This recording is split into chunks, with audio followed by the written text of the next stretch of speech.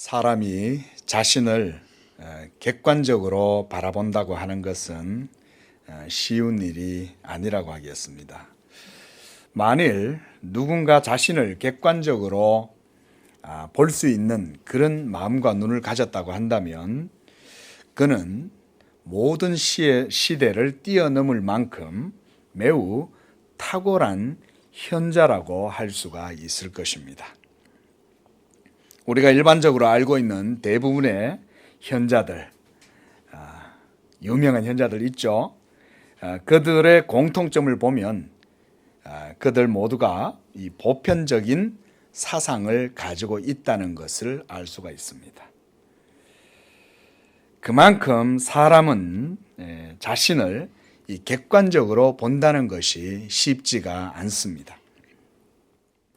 대부분의 사람들은 그렇게 뛰어난 현자들만큼은 아니지만 그래도 그들 안에는 어느 정도의 이 양심의 법, 우리가 이것을 도덕률이다 이렇게도 말을 하는데, 이런 것을 통해서 어느 정도 자신의 정체성을 유지하고 살아갈 수가 있습니다.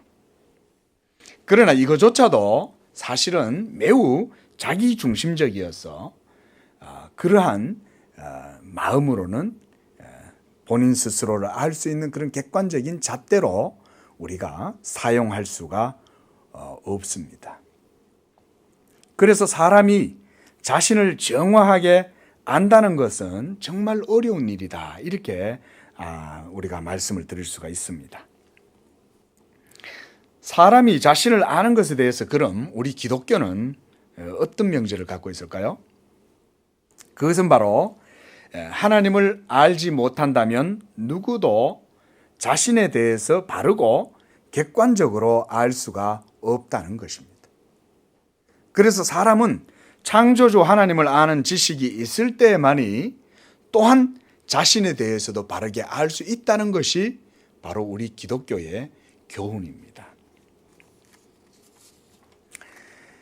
예수님을 찾아온 니고데모가 바로 이스라엘의 선생이었고, 그리고 그는 유대민족의 지도자였음에도 그는 자신에 대해서 잘 알지를 못했습니다. 그는 예수께서 행하시는 표적과 가르침을 보고 듣고, 그래서 이 예수, 나사렛 예수라는 분은 분명 하나님께로부터 온 선지자임에 분명하다, 그는 이런 생각을 가졌습니다.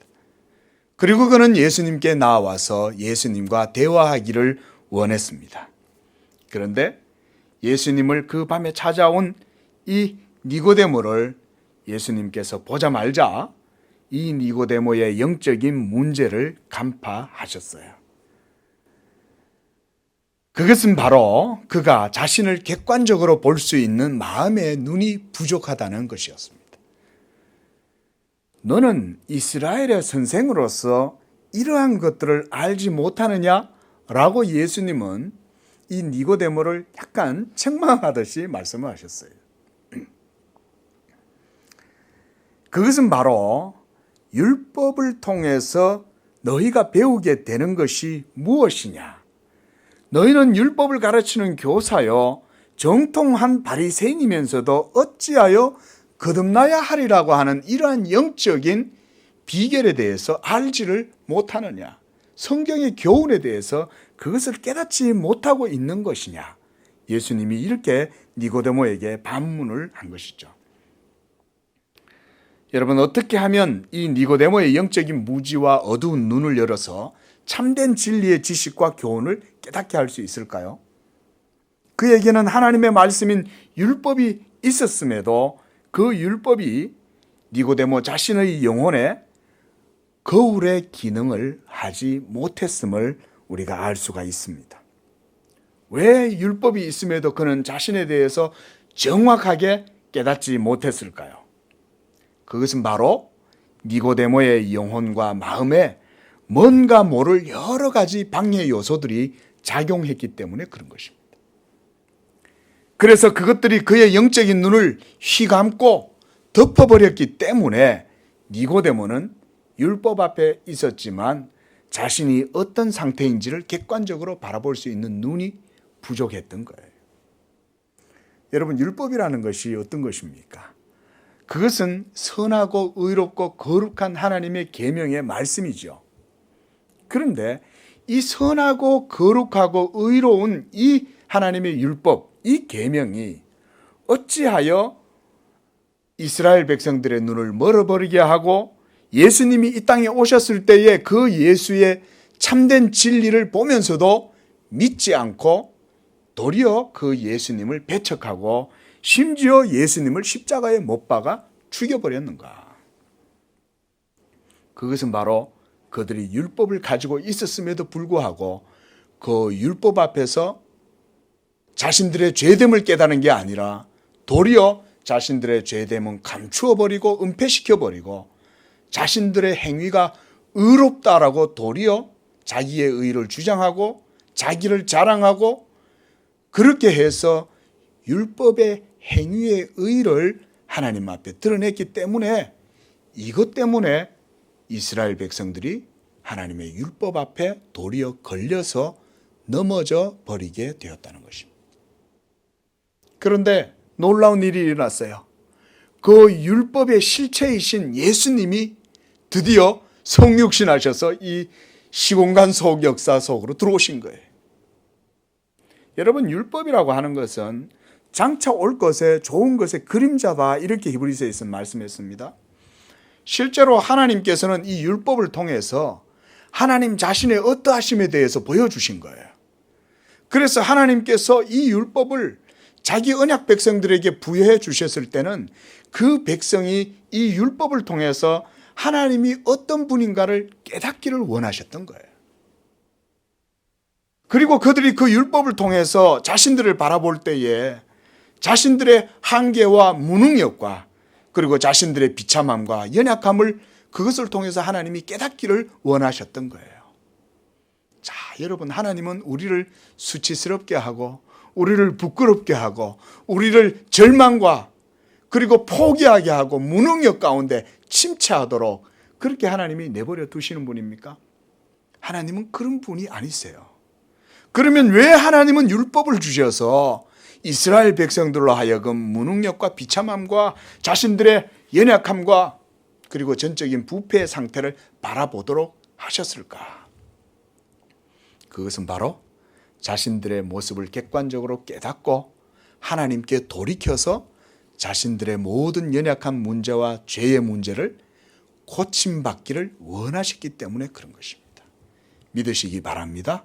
이것이 하나님이 이스라엘 백성들에게 율법을 주신 목적이었어요. 여러분, 원래는 하나님과의 관계에서 율법이 없어도 하나님을 우리는 잘 섬길 수 있었습니다. 그게 누구냐면 바로 범죄하지 아니한 아담의 상태에서 그런 거예요. 그런데 아담의 범죄 이후 아담에게서 태어난 모든 인류는 다 아담에게로부터 이 죄가 유전되어서 원죄를 가지고 태어나는 거예요. 한 사람도 그러므로 이제는 율법 앞에서 의롭다함을 얻을 육체가 한 사람도 없는 거예요. 그래서 하나님이 이것을 깨닫도록 하시기 위해서 율법을 주신 거예요. 여러분, 우리가 요즘 질병이 이렇게 유행이 돼가지고 다들 고통하잖아요. 그러나 여러분, 죄를 깨닫지 못하면 영혼의 의사이신 하나님께로 나오지 않는 것입니다. 율법은 바로 그것의 역할을 하는 거예요.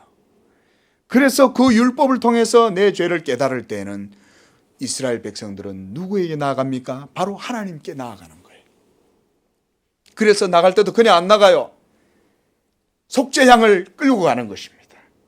이 아사셀 어린 양을 이끌고 하나님의 제단 앞으로 나아가서 그 양에다가 자기의 죄를 전가시켜요. 내가 안수를 합니다.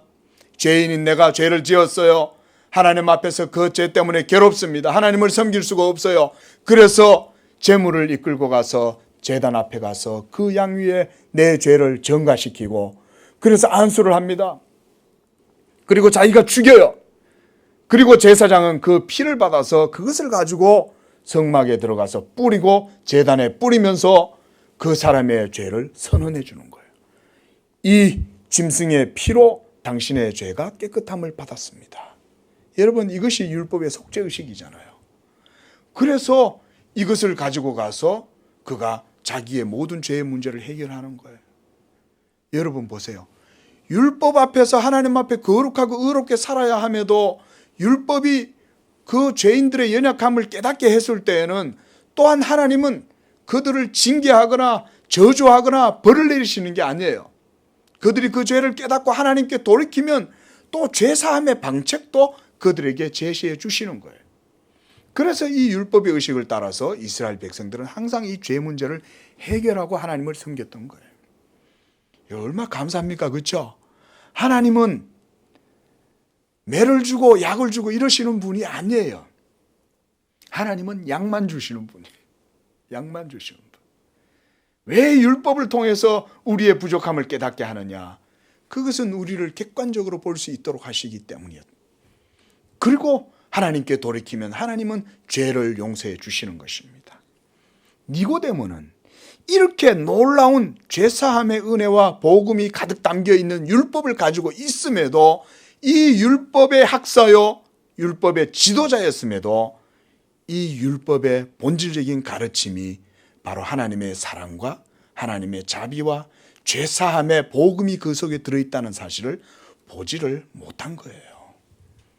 자, 여러분, 우리가 하나님 앞에서 전적인 무능력과 전적인 비참함과 타락을 우리가 하나님 앞에서 발견한다면 여러분들은 어떻게 하셔야 될까요?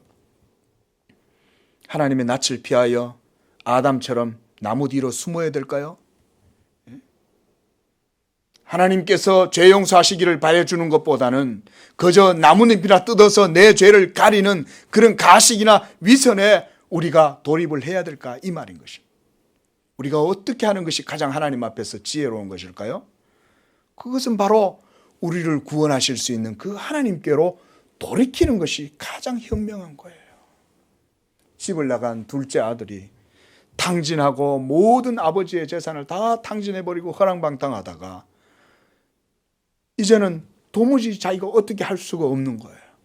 남의 집에 빌어먹기도 못하고 이제는 돼지가 먹는 그 음식 조금만 먹으면서 생명을 연명해가고 있는 가운데에 그가 마음을 아버지께로 돌이킨 거예요. 아, 내가 아버지께로 돌아가자. 아버지께 돌아가면 거기에는 엄청나게 많은 음식도 있고 집도 있고 내 아버지가 나를 반겨주실 것이다. 여러분, 율법을 통해서 이렇게 자신의 부족함을 깨닫는 사람은 하나님께로 돌이키기만 하면 되는 것입니다. 그런데 니고데모는 아직까지 그런 정도의 신앙의 이해까지 나아가지를 못한 거예요. 그래서 예수님이 니고데모한테 이 거듭남에 대한 하나님 나라를 보고 하나님 나라에 들어갈 수 있는 이 영적 진리에 대해서 가르쳐 주실 때 그 결론은 바로 하나님의 보내신 자를 믿을 때에 바로 이러한 거듭남의 은혜들을 누리게 된다고 말씀해 주신 거예요. 그것이 우리가 지난주에 보았던 그 설교의 내용들입니다.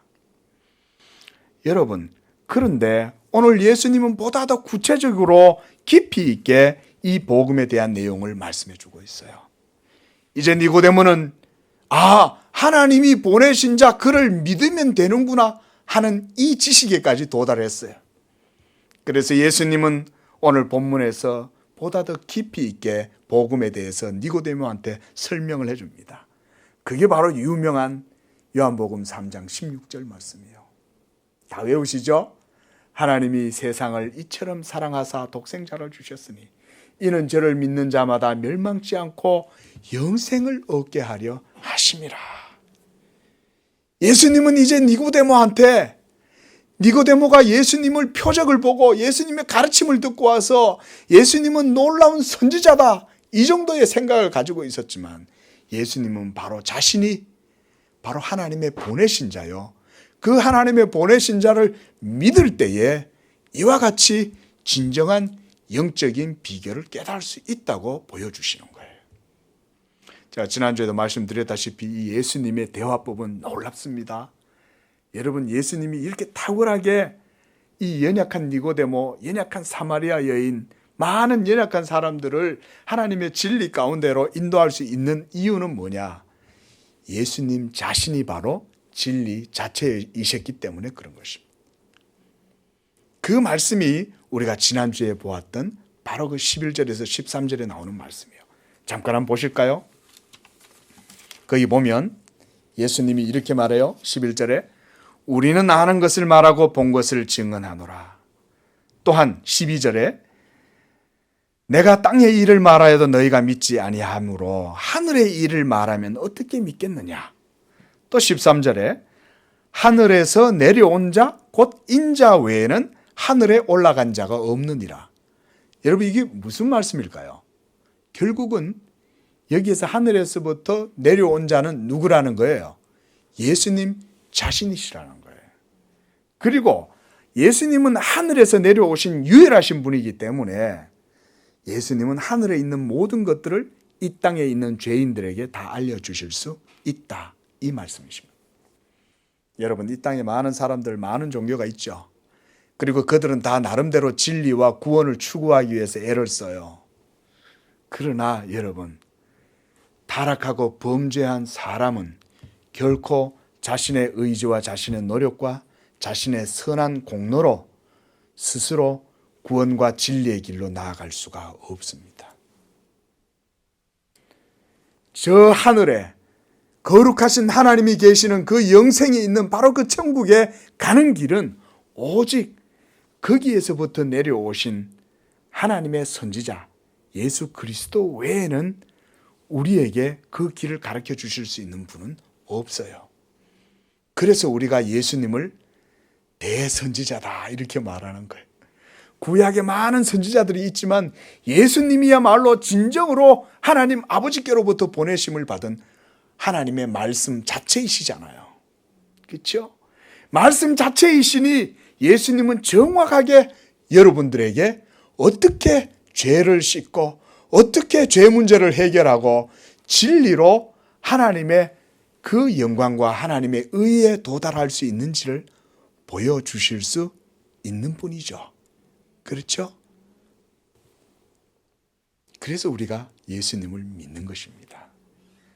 구약의 이스라엘 백성들에게 율법을 주신 분은 누구예요?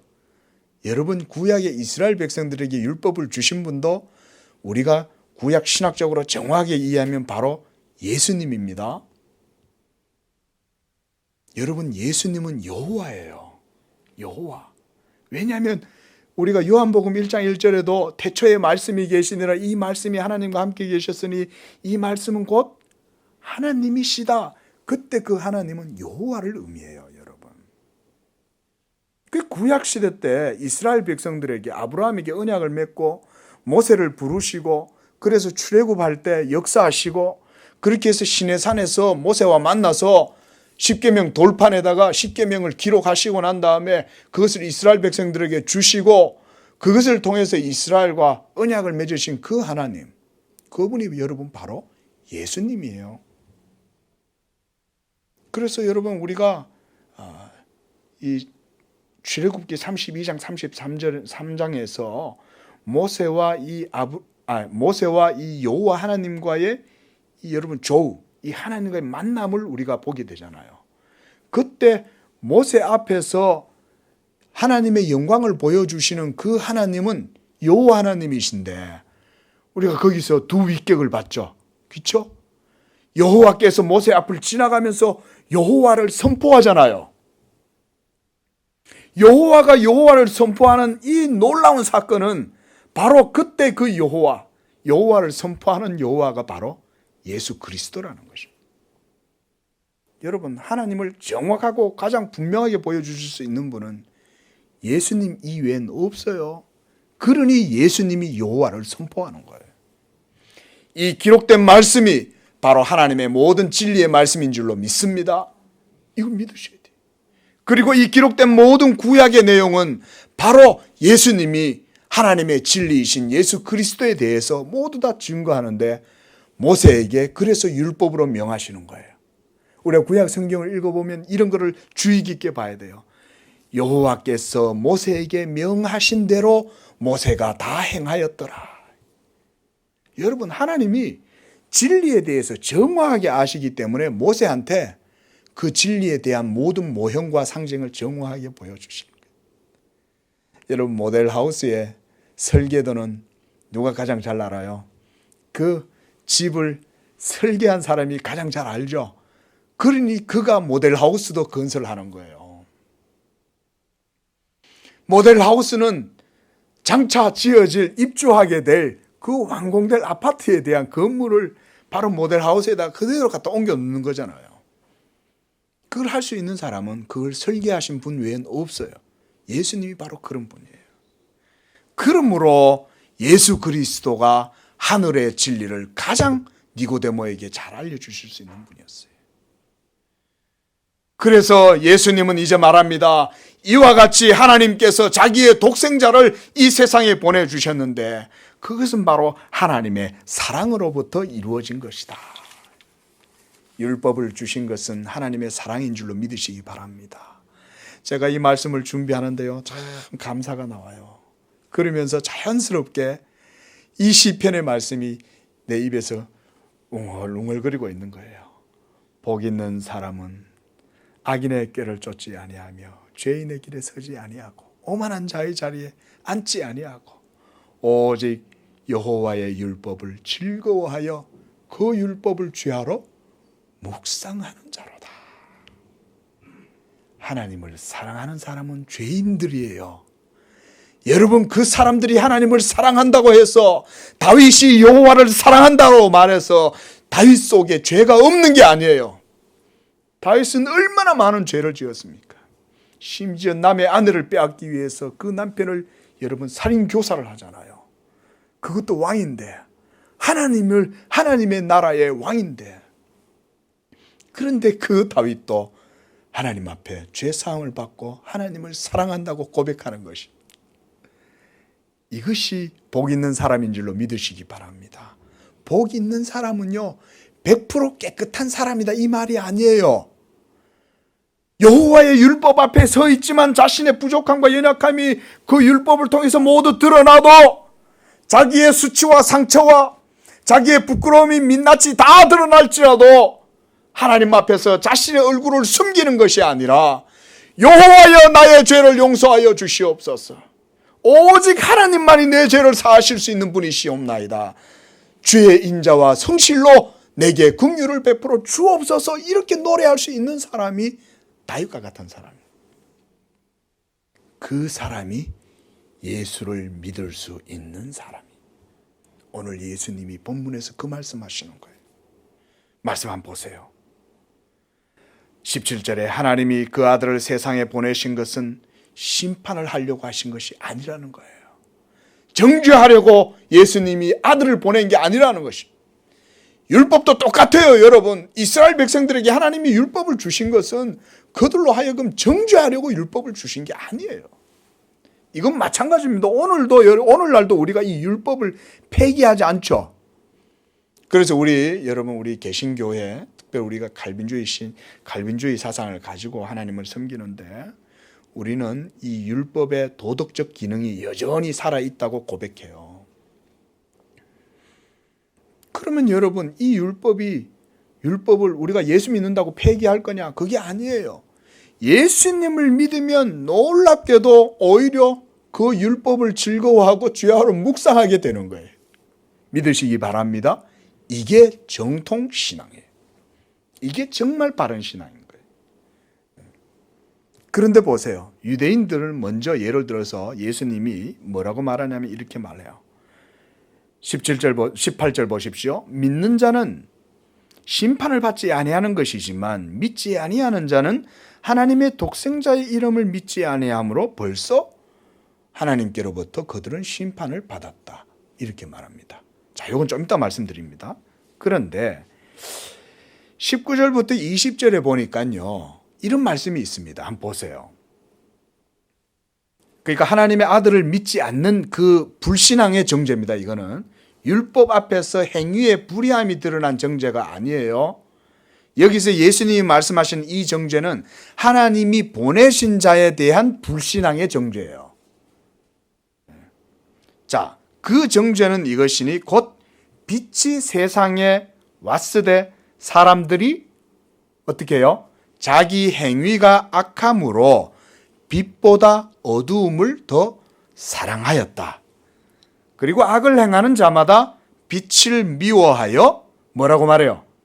빛으로 오지 아니하나니 그 행위가 드러나기 때문에 그렇다. 이렇게 말하는 거예요. 자, 제가 계속 니고데모를 왜 물고 늘어지냐. 니고데모는요, 그래 따지면은 우리 그리스도인들 중에도 많이 있을 수 있어요. 하나님을 믿는다고 하면서도 하나님의 율법 앞에서 자신의 부족함을 깨닫고 오직 예수 그리스도 하나님의 보내신 그 하나님의 아들을 믿는 믿음 이외에 자기의 행위의 의로 하나님 앞에 의롭다함을 얻으려고 노력하는 그런 사람들이 바로 니고데모와 같은 무지와 연약함에 휩싸여 있는 사람들인 거예요. 이런 사람들이 신약의 그리스도인들 중에서도 있을 수 있어요. 그들이 바로 우리가 성경에서 볼 때 갈라디아 교회 성도들이 바로 이런 잘못된 율법 교사들에 의해서 그들이 미혹을 받았죠. 그렇죠? 너희가 이렇게 복음의 진리를 속히 떠나서 너희가 어찌 행위의 의를 자랑하느냐? 너희가 성령을 받은 것이 듣고 믿음으로냐? 율법의 행위로냐? 말해봐라. 그렇게 얘기하는 거죠.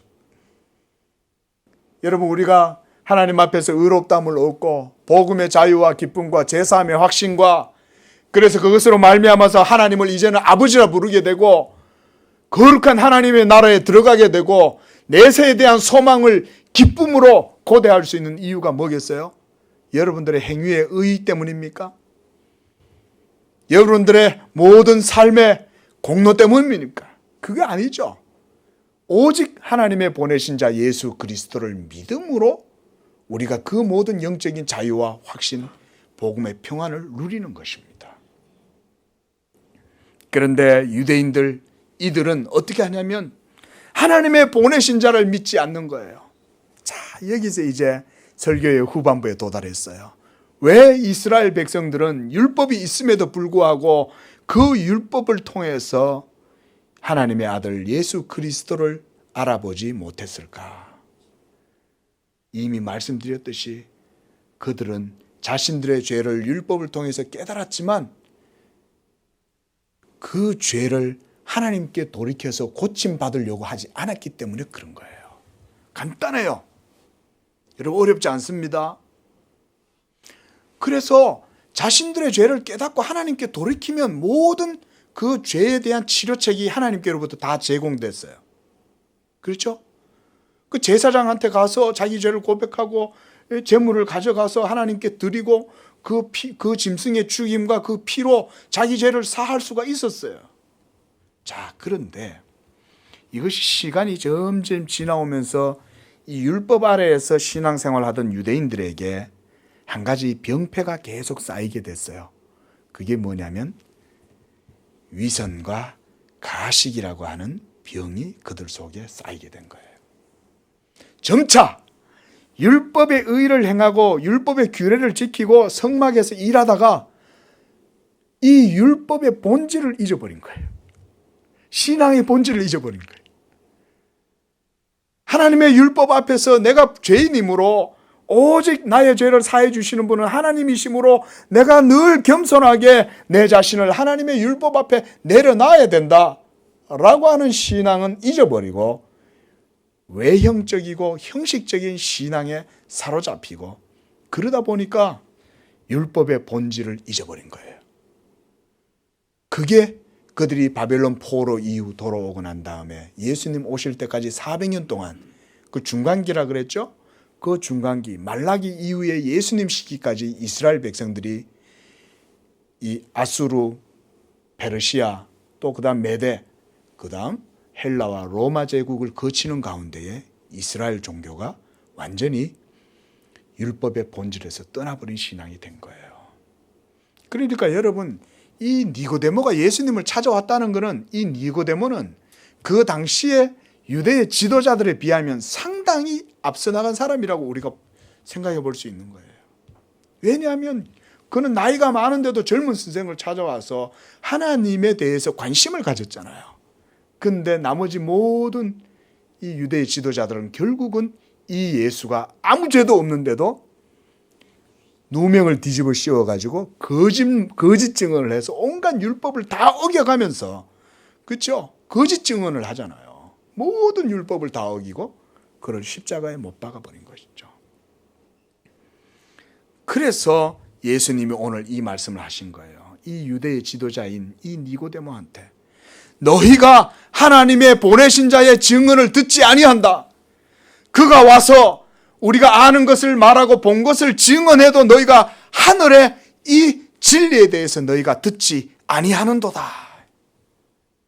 그러나 모세가 광야에서 뱀을 든 것 같이 인자도 들려야 하리니 이는 그를 믿는 자마다 하나님께서 영생을 얻게 하려고 그를 보내신 것이다. 여러분, 이 예수님의 이 말씀 속에 얼마나 놀라운 진리가 함축되어져 있습니까? 무엇보다 놀라운 건 바로 이 아들이 오신 것은 하나님의 사랑이라는 거예요. 이 사랑을 가지고 또한 예수님이 보내심을 받았다고 고백을 하고 있는 거예요. 그리고 자신이 어떤 죽음으로 죽으셔야 할지를 다 아심에도 불구하고 예수님은 지금 하나님의 사랑에 감동되어서 그 사랑에 불이 붙어서 지금 이 길을 걸어가고 계시는 거예요.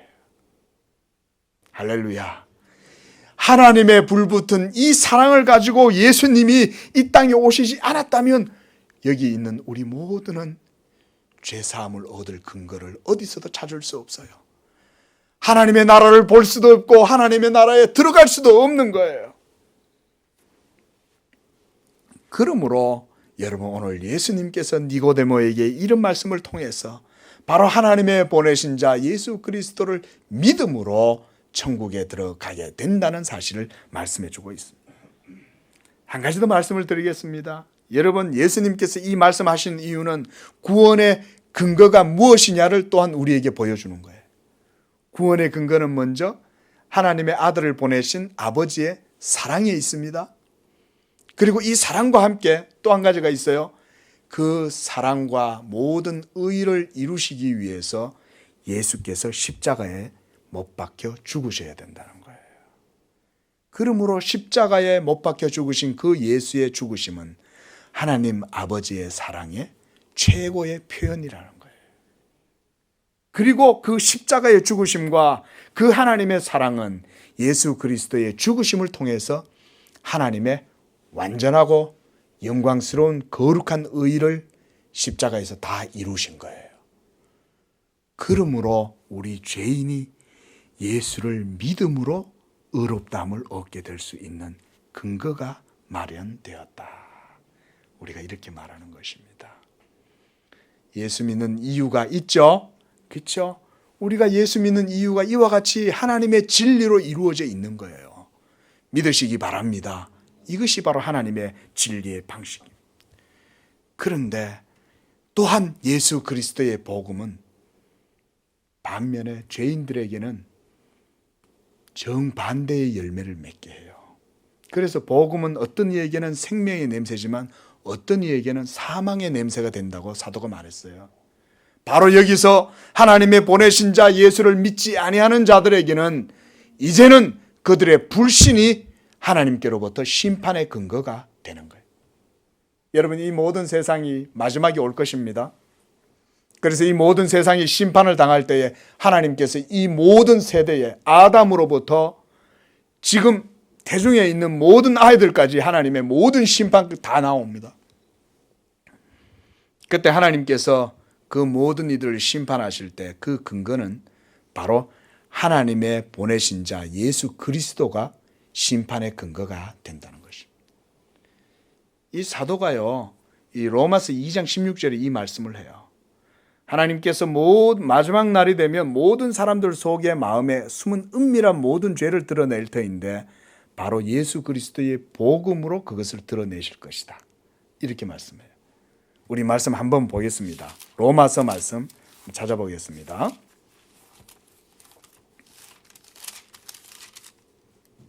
로마서 2장 16절.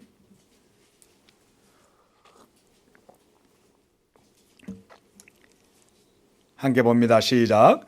곧 나의 복음에 이른 바와 같이 하나님이 예수 그리스도로 말미암아 사람들의 은밀한 것을 심판하시는 그 날, 심판의 날, 마지막 날이 되면 하나님이 온 세상을 예수 그리스도의 복음의 말씀으로 심판하신다는 거예요. 그게 바로 오늘 본문에서 그 정죄는 이것이니 하는 그 말이에요. 19절에. 그 정죄란 뭐냐? 하나님이 율법으로 모두 증거했던 바로 그 실체이시고 본질이신 예수가 왔음에도 그를 믿지 않았으니 너희의 죄를 무엇으로 변명하겠냐 그 말인 거예요. 이것이 바로 율법의 증거입니다. 그러므로 여러분 이제 결론적으로 말씀드려요. 하나님의 율법을 사랑하고 즐거워하는 구약의 모든 그리스도인들은 부활하신 예수 그리스도를 만나면 딱 알아보는 거예요. 하나님을 경외하고 그 마음속에 율법 앞에서 간사함이 없고 거짓이 없는 사람들은 예수님을 만나잖아요. 그러면 성육신하신 예수님을 만나면 그냥 알아보는 거예요. 왜?